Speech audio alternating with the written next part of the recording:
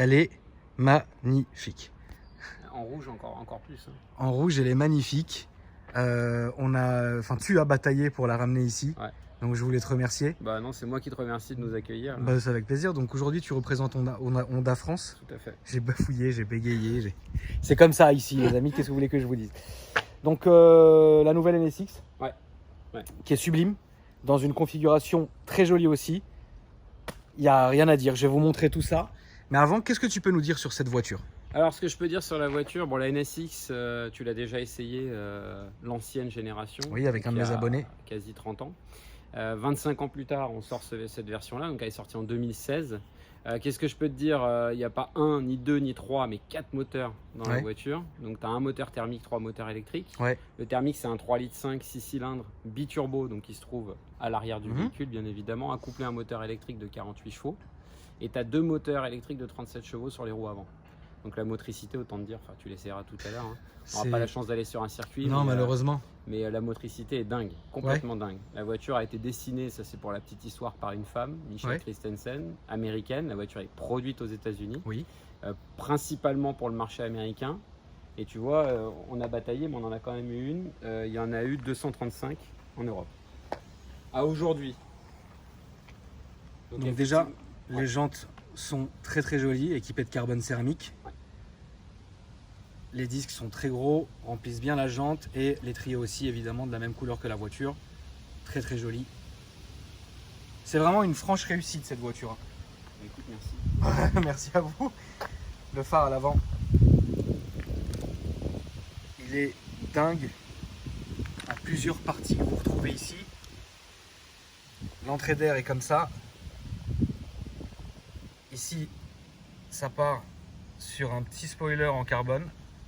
Ouais, ça c'est un pack carbone sur la voiture. Il y a un pack carbone, d'accord. Tu me carbone. disais celle-ci avant qu'on la filme, qu'elle avait toutes les options à part le béquet en carbone. Ouais, elle a toutes les options à part le béquet en carbone. Il faut savoir que le toit en carbone, tu vas le découvrir, celui-là il arrive de série sur toutes les versions européennes. D'accord. Il n'existe pas en classique, c'est du carbone direct.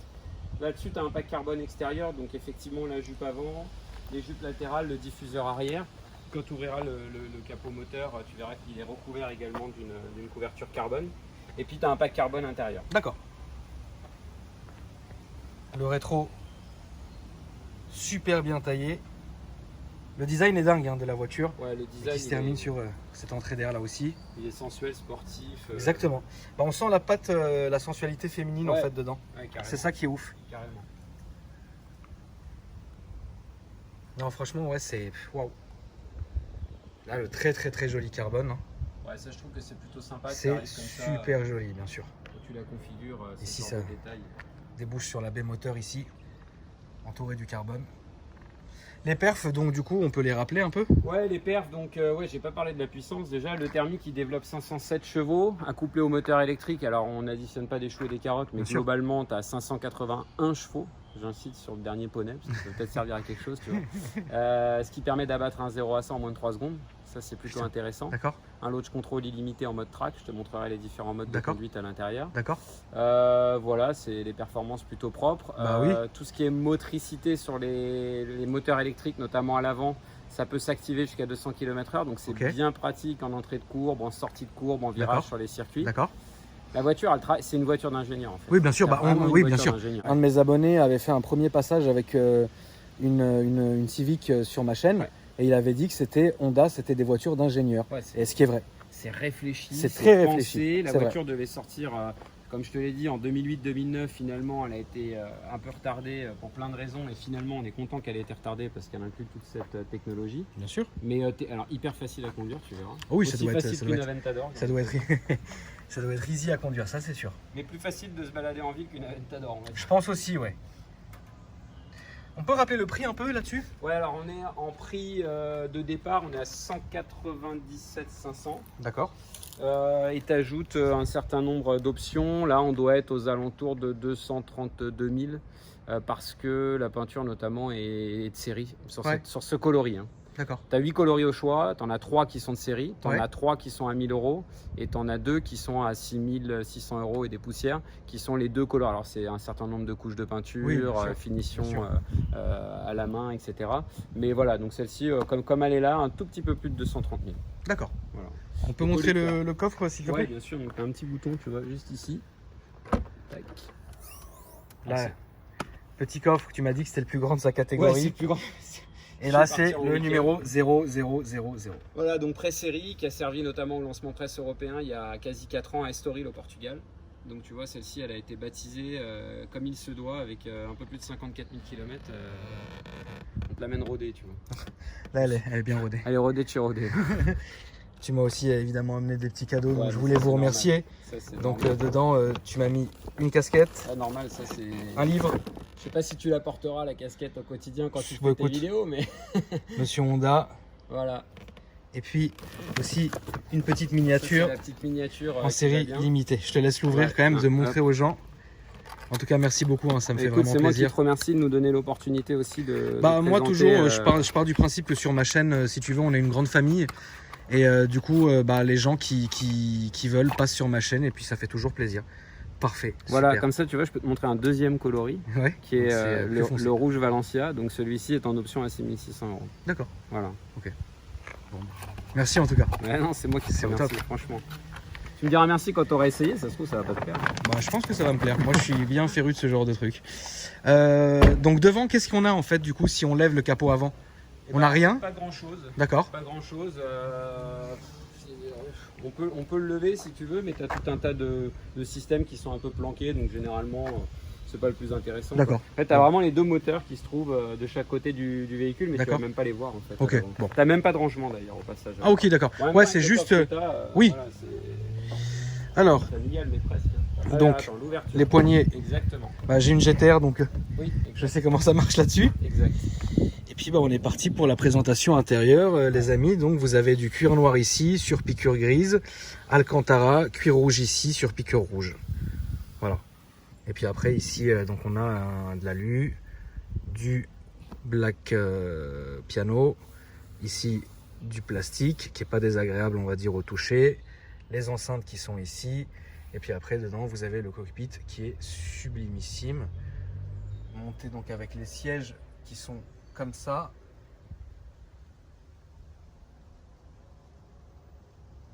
La moquette qui arrive jusqu'ici, typique de certaines supercars. Les tapis, le pédalier qui est là-bas. Et puis on va monter dedans pour montrer tout ça. Je vais passer en grand angle. Alors, la montée se fait tranquille. Il y a une bonne place. Vous avez ce super beau volant avec le carbone qui est ici. Le volant est topissime. Vous avez donc accès aux palettes là, sans aucun souci. Le carbone qui se dessine jusqu'ici. Ensuite, on passe donc à l'écran qui est là, toujours bien dessiné évidemment. Et ensuite, là, on a la clim et donc ici la clim et ici les modes de conduite, la boîte de vitesse, Alcantara jusqu'ici. Et puis après, c'est carré. Au niveau technique, un peu, qu'est-ce que tu peux nous dire là-dessus? Alors déjà à l'intérieur, je sais pas si tu as remarqué, mais tu fais vraiment corps avec la machine. Oui, c'était vraiment la volonté des ingénieurs de dire voilà, tu es derrière le volant, tu fais corps avec ta machine, et ça fait qu'une pièce quoi. Donc ça c'est la première chose, tu as quand même l'aspect dynamique, sportif, quand tu accélères, bien évidemment que ça suit derrière. L'idée de la voiture, ça a été le plaisir, mais facile. Oui, c'est ça, c'est qu'elle est très facile en fait. D'ailleurs plus c'est facile, plus c'est dangereux. C'est ça. Donc hyper facile. Les passages de rapport, alors là tu es en mode sport plus, les passages de rapport sont optimisés. Ouais. C'est-à-dire qu'il n'y a pas de coupure, il n'y a rien, et ça c'est grâce au moteur électrique. Au moment où le rapport se passe, tu as toujours un blanc. Le blanc il est comblé en fait par la puissance de l'électrique. D'accord. Donc il vient combler en fait tous les blancs du passage de vitesse. Et ça c'est jusqu'à 200 km/h comme je te l'ai dit tout à l'heure, notamment sur la motricité aussi des roues avant, les moteurs électriques qui bossent jusqu'à 200 km/h. Après très honnêtement, enfin tu vas le voir là au quotidien, la voiture, son terrain de jeu c'est le circuit. Hein. Oui, bah, c'est sûr, c'est sûr. Et c'est sûr que sur route, après voilà, c'est quand même hyper facile à conduire. Les accélérations, comme je te disais, sont hyper franches. Tu as les 581 chevaux derrière, qui sont plutôt silencieux d'ailleurs, tant que tu les chatouilles pas. Alors c'est assez silencieux, c'est feutré, mais quand même on entend et un son qui est très agréable déjà, et il y a aussi la décompression des turbos qu'on peut entendre aussi de temps en temps, et ça je trouve ça vraiment génial, ouais. C'est franchement génial. Donc non, honnêtement, en fait tu te sens bien dans cette voiture, t'as pas un esprit enfermé ou quoi que ce soit. Ce que je trouve ça ouf d'ailleurs. L'assist est super bien assis, il n'y a pas de fatigue en fait. C'est ça, tu peux. T'en as fait beaucoup toi des bornes là-dessus? Ouais, j'en ai fait pas mal, j'ai dû faire au moins 15 000 km. D'accord. Avec les précédents véhicules qu'on avait chez Honda. Le plus long que j'ai dû faire, c'est un Paris-Angoulême. D'accord. Je l'ai pas fait en one shot, je me suis arrêté bien évidemment, mais par contre, voilà, je veux dire, je l'ai fait en quelques heures sans aucun problème. Oui, tu ressens pas de difficulté quoi. Elle est vraiment polyvalente, tu vois, même en ville quoi. Je veux dire, il y a des super sportives en ville, c'est très compliqué. Le moindre truc, et tu fais une lame. Bon là, la voiture est basse, faut faire attention, mais ça reste quand même très facile, très polyvalent en ville. C'est ça.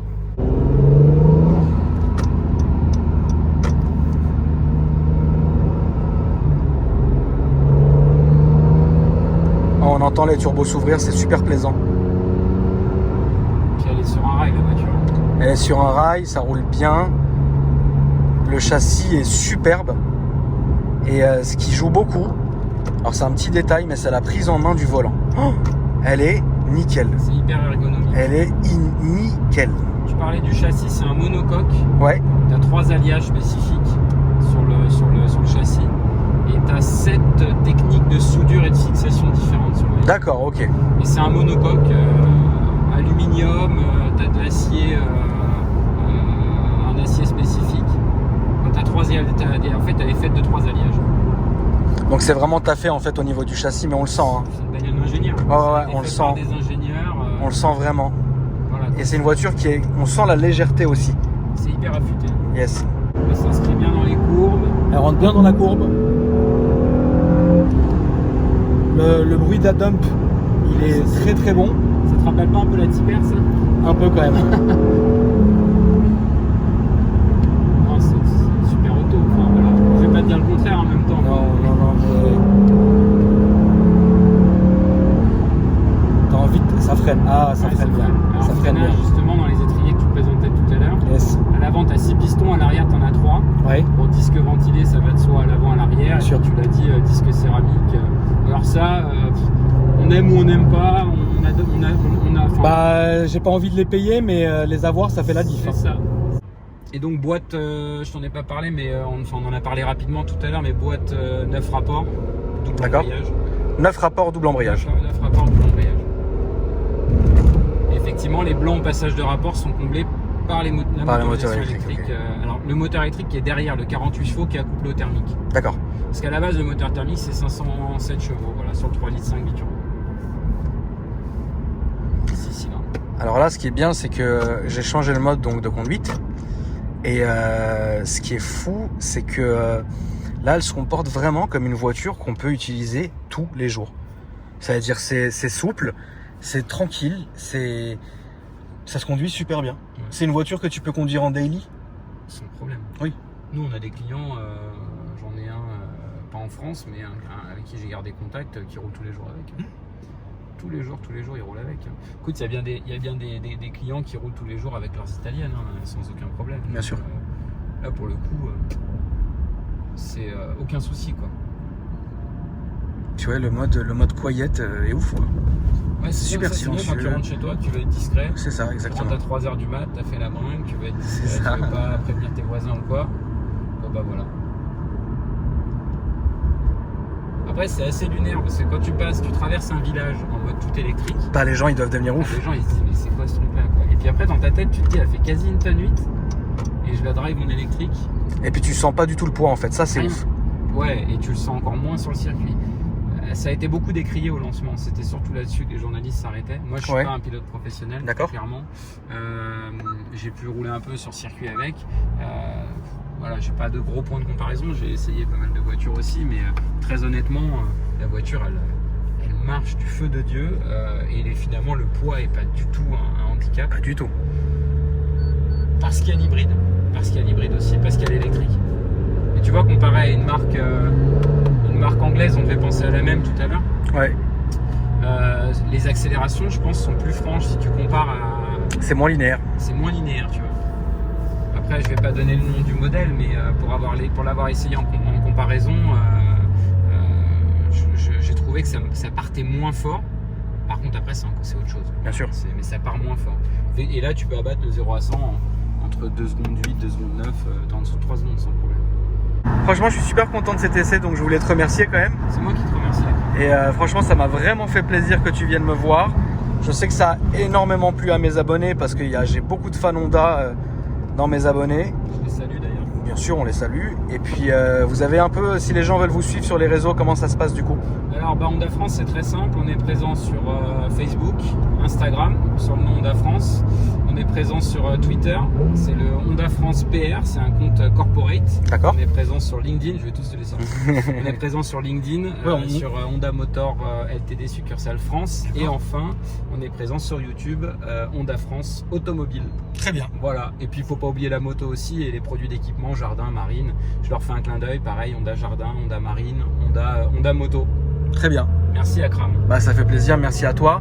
Et puis les amis, dites-moi ce que vous en avez pensé dans les commentaires. Je vous remercie pour les likes et les commentaires de la vidéo, ça fait toujours plaisir évidemment. Et puis moi je vous retrouve très bientôt pour une nouvelle vidéo. Salut!